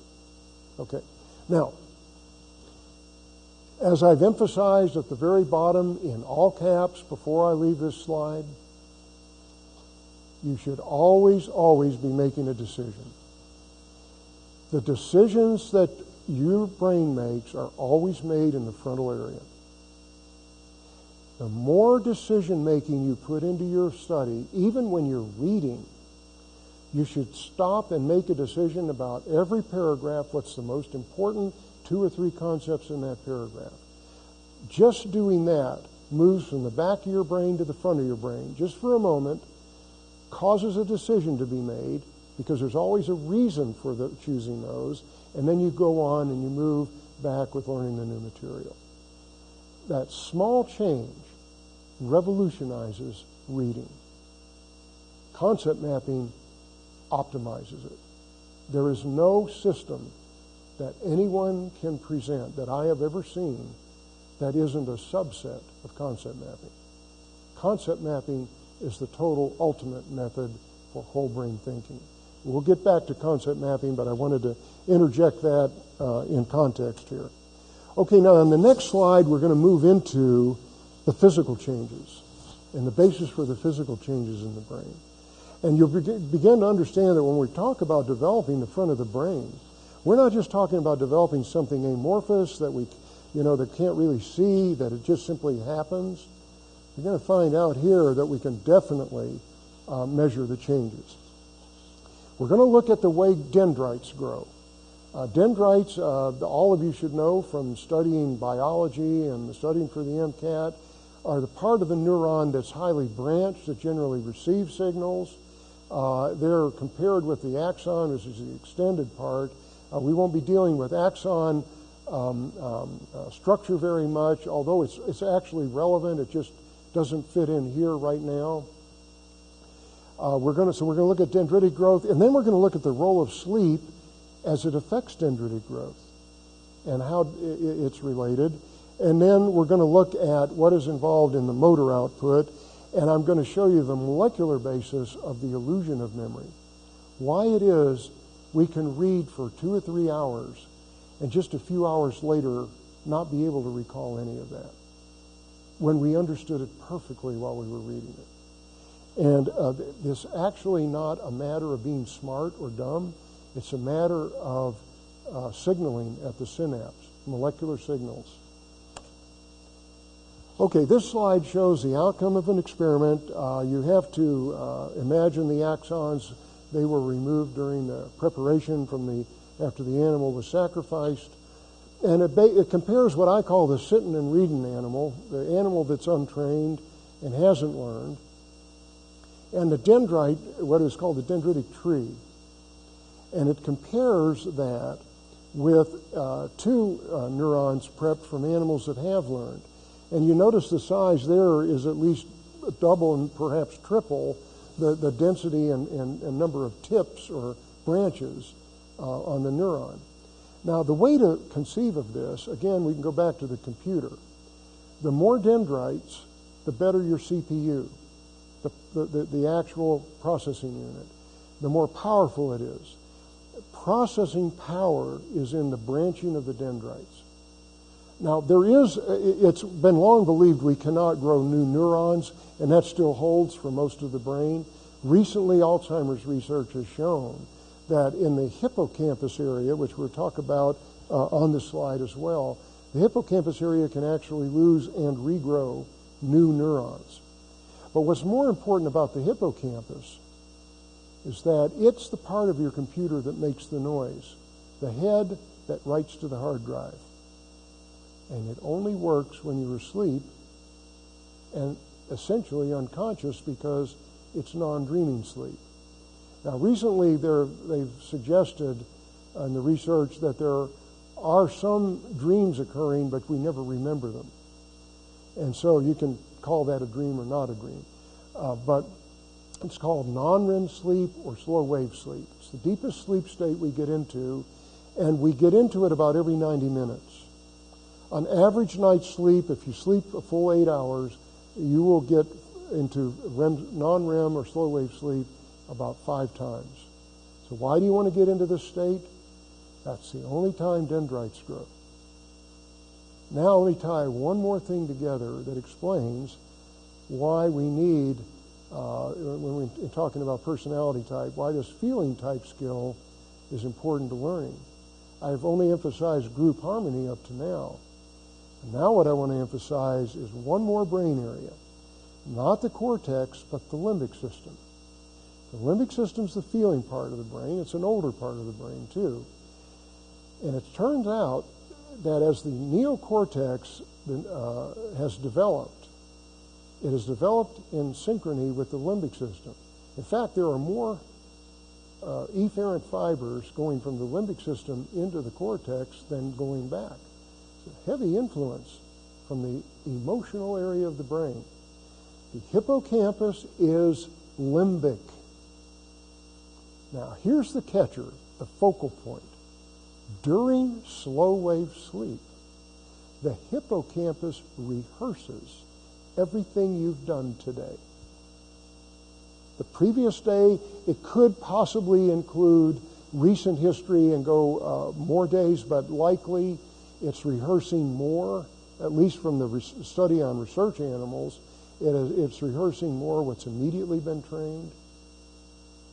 And the hippocampus makes a simple decision. And this is very applicable to the way you study. It decides how emotionally important is this experience. If the experience was emotional and important, the hippocampus writes it into long-term memory. If it wasn't, it's pruned. It's not. The process of making long-term memory this way is called consolidation. We consolidate experience into memory. This is the moment of learning. Before this, everything is preparation for the hippocampus to consolidate. Experiments have been done where, for one way or another, they've kept the animal asleep and interrupted slow-wave sleep. They block learning. You can do it with drugs that prevent slow-wave sleep. You block learning.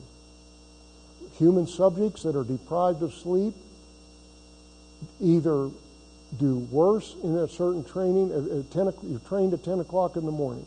This is an actual experiment that was done. You're trained in a simple task with another group at 10 o'clock in the morning. You're going to be tested again at 10 o'clock that night. You can do whatever you want that day, but one group gets 6 hours to sleep. A group that sleeps and wakes up knows more than when they went to sleep. They know more than when they went to sleep. And they know more than the other group that stayed awake. Now, this isn't telling you that you can't work late, you can't work hard. Everybody's got fluctuations in their life, and you can keep pulling all-nighters. But you just got to be realistic about something. If it becomes a way of life, you're just kidding yourself. You can work all night long and have nothing to show for it. It's like digging a ditch and nobody pays you for doing it. Okay? Hard work needs to be rewarded. But the reward's going to come from the way you do it. So you need to have, now, to make that hippocampus care, to make it want to retain into long-term memory, you've got to have an emotional impact. How do you get that? Well, actually, one way you already know. I bet you many of you have made something funny, humorous. Mnemonics can be humorous. Drawing figures or cartoons can be humorous. Anything that you can make funny, you can tend to remember better. And so anytime you can attach emotion, you can enhance long-term memory. Doesn't mean you're thinking about it necessarily, but you're going to remember it. Okay, now let's move ahead. Talked about the hippocampus, but we've got to integrate this into another thing. Now we're going to get to the molecular level. What we want to look at this point is that actually the brain is designed to forget. The brain is designed during sleep to prune away everything that isn't emotionally essential. So what we have to do if we're going to remember is override that. We have seen, if you look at this figure shows a student who does not act on the information they're reading, sitting and reading. Bring your attention to the blue arrow that's pointing at the double subunit protein kinase A that is formed by attachment. If you follow your eye from the top, attachment at adenylate cyclase, the activation of cyclic AMP, and follow that arrow. And you follow it down to protein kinase A. Now, that's activated while you're studying and while you're reading. That's what allows you to maintain attention. That's why you don't have to keep going back every second and keep rereading, because it's retained briefly. While protein kinase A is high in the cell, you're okay. The cell is kind of lit up and everything's fine. Now, you got two choices after this. If you don't act on it, that protein kinase A inactivates and goes away. And you've got nothing. The hippocampus has nothing to work with. The next slide shows if you act on the information, one of the ways of acting, identifying the three most important words, or concept mapping. Okay. If you do that, you keep that protein kinase A long enough to go into this nucleus and activate a transcription factor called Kolb, activates a bunch of genes that grow dendrites. Now you know the illusion of memory. If you sit and read, you're never going to remember. But if you act on what you're reading, you will remember. Okay, so now we've taken a look at the molecular level to explain how a person can focus and believe that they'll never forget something because at the moment they understand it, and then they forget it. What they're missing then is that they're bypassing the step that is critical. All four steps have to occur, and they're bypassing the active testing or the motor output step. They either, motor output, remember, is speaking and or writing. So, having made that point, let's look at this next slide now on what I call your motherboard. This is just a picture where we have, instead of emphasizing the areas of the brain, emphasizing the wiring. And that is, the name of that, those bundles, the wiring bundles, is called fasciculi.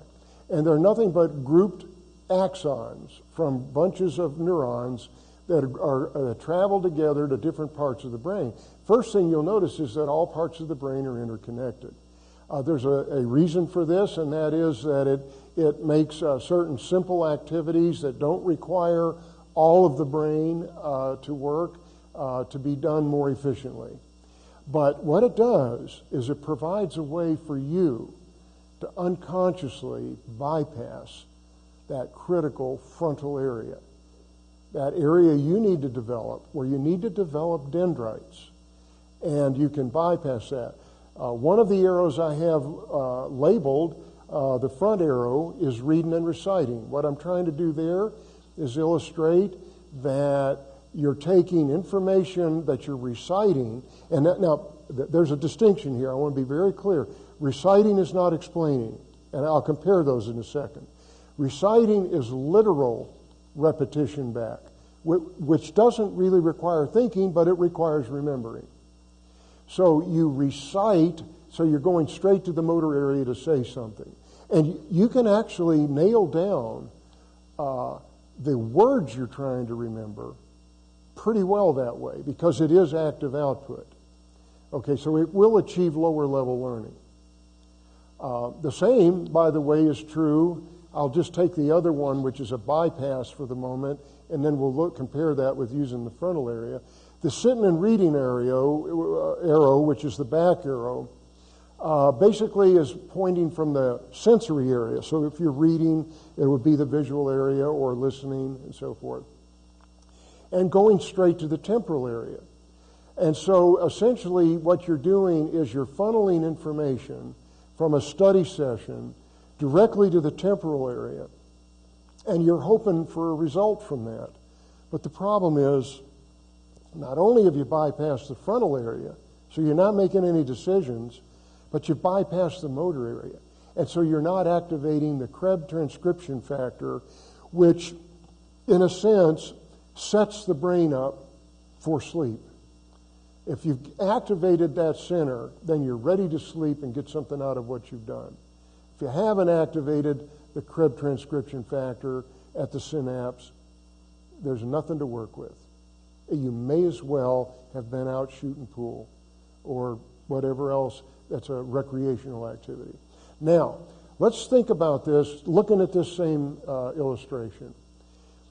All you have to do with reciting is change it to an explanation, even creating a story or a mini lecture.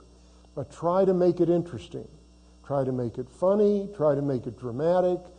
Whatever you choose to do. But in each case, you have to make a decision. It's unconscious, but you bring in the front of your brain, because it has to decide how to make it funny. It has to decide how to make it dramatic. Or it simply has to decide how to make it interesting. So a small change makes a big difference in the part of the brain you're using.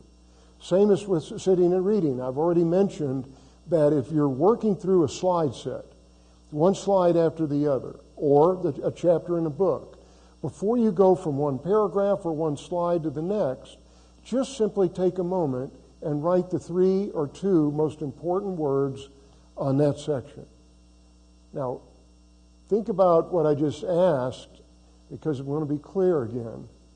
I didn't just say 3 of the important words, any 3 of the most important words. That requires a decision. Prioritization requires a decision.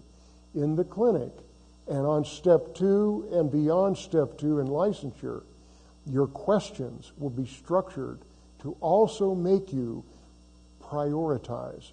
Not just figure things out, but prioritize information first. So we're starting very early on a process that will continue the rest of your career.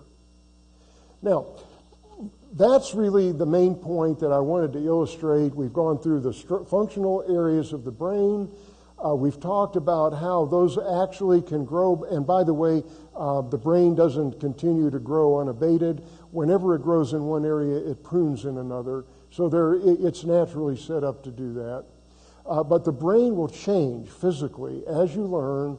And so I've tried to lay groundwork that as you go through the methods that we recommend, these are the ones that are the only ones that are complete whole brain learning methods.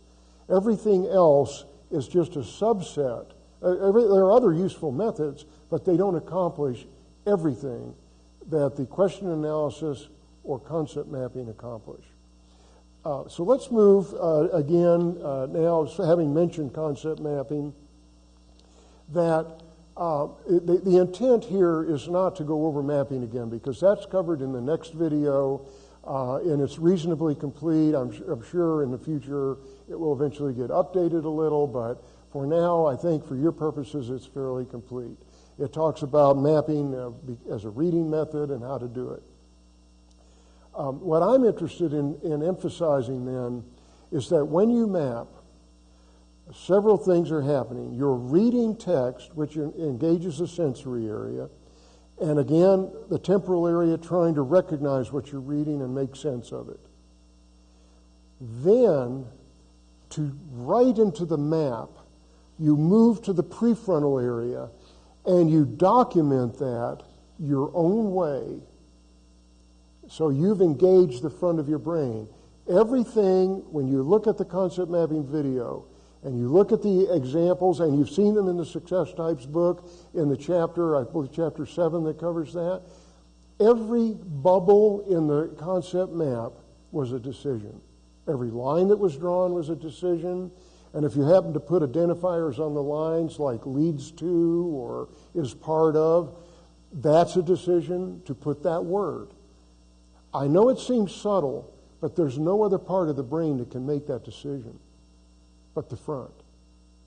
And so even when you do simple things like that, you're making a major difference in the way you use your brain.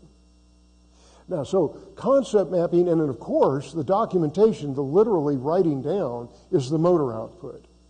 And another interesting thing that happens, and I believe I might also mention this in the mapping video, is that many students report back to me that sometimes they have to write. Now, this is only generally at the beginning because people get better and faster with it.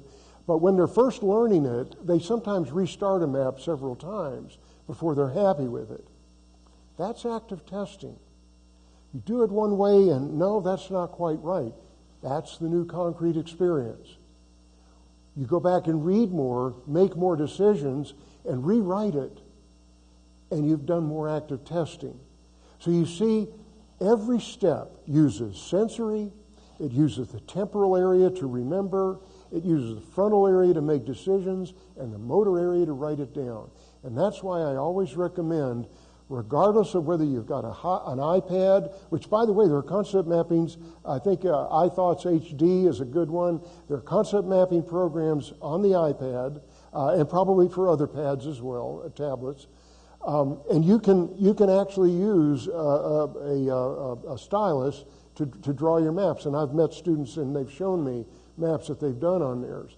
So but as long as you're drawing it with your hand, I would not get into keyboarding. There are programs that allow you to keyboard in and construct a map as a graphic. That's beautiful to do, to document what you've done after eye hand, after that physical motor output. But don't short circuit the brain by just, having a machine make your map out for you and typing stuff in. I know you could make an argument, and maybe it's worth doing the study, maybe the keyboarding is motor output. But my personal experience with mapping is that there is an intangible that's hard to explain about actually writing in that circle and actually putting it on the page. And so give both a try, but I try my way first before you get off into something else, okay? Now, let's look at, to kind of close out this presentation, let's take a look at something I've referred a lot to concept maps. I did refer to group study, but I want to kind of bring together in one final thought about this, and this comprises the third big block, which covers 2 years now in med school, where there is a weekly group analysis session, and it's focused only on analyzing questions. Now, in a group, again, you've got the extroverts that get things started, but this really now, the dialogue isn't about type or even learning style, but using your whole brain. If somebody else speaks, you've got to listen.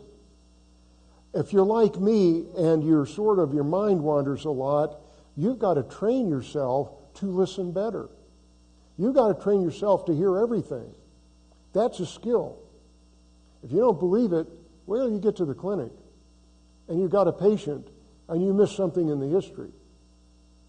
You see, don't take anything for granted here about the brain. So in a group session in the first year, you can already be developing skills you will use in the clinic. And weekly practice for 2 years is going to build dendrites that are going to make you look good. You can't miss. Your brain cannot refuse to learn if you give it something to sleep on. Now, clearly in a group, you're going to be remembering. You're going to be testing what you remember, reflective observation. Your temporal lobes will be working overtime. But our group sessions don't require you to know everything or remember. Our sessions ask you to look things up if you don't remember them. So you're still looking and finding, building that sensory area again, finding it quickly, recognizing what you need, and then using long-term memory to help integrate that. To say something, the key in the group is to explain something to somebody else. Why is this wrong answer wrong? Here is my rationale, my explanation. That's prefrontal. That's a decision how to say it, and it builds decision-making and analytical abilities. The way you will notice that is faster thinking. Now, the way we notice temporal building is we remember more. That's a lot easier. That's more tangible. You can measure that more quickly. But you will see in yourself, over time, you think faster. You see things quicker. You see things in a case question very quick. They pop into mind right away. And you're able to go down and make quicker decisions about answer choices. So you will notice thinking skills improving by quicker decision making, by faster thinking. And by the way, speaking of the wards, that always looks good to the attending. And then finally, motor output, as I've repeated a number of times now, is going to be primarily verbal. However, I've had groups that have gone off on their own and they say, no, we'll do some questions, but we'd also like to compare our concept maps. So they'll devote part of their session to putting up their maps on the board and talking to each other about why they mapped something a certain way. So there's actual physical eye-hand right there drawing their map out to explain. So there's motor output from the mouth and motor output from drawing on the board. So again, you can use your own imagination about whole brain learning, but I think what you'll conclude is that if you look at all the methods that are out there, recommendations how to study, flashcards, you name it, all the high-tech stuff that's out there, everything that's useful and that works is still a subset of what we've got in concept mapping and in question analysis in groups, which is why that's all we do in the Expert Skills program. So at this point, we've really come to the end. I'd just like to give a quick recap that what I've tried to do is bridge you or transition you from the learning style concept as a personality type, where it's pretty much what you see in behavior and the insights that that gives us. And to bring that gradually, I started out by even repeating a lot of that, so there'd be a basis for you to see these concepts in neurobiology. Now, we've hardly scratched the surface of the way the brain works. We've just focused on learning. But we've focused on the key processes that occur during learning so that you can understand why we do what we do. You're now in a position, by taking what we've ended up with here in terms of the illusion of memory, the role of sleep, the growing of dendrites, by understanding how that occurs, you're in a position to make your own decisions about how to apply deliberate practice. So I wish you the best in implementing this, and that pretty much concludes this video. Good luck to you in the rest of the program.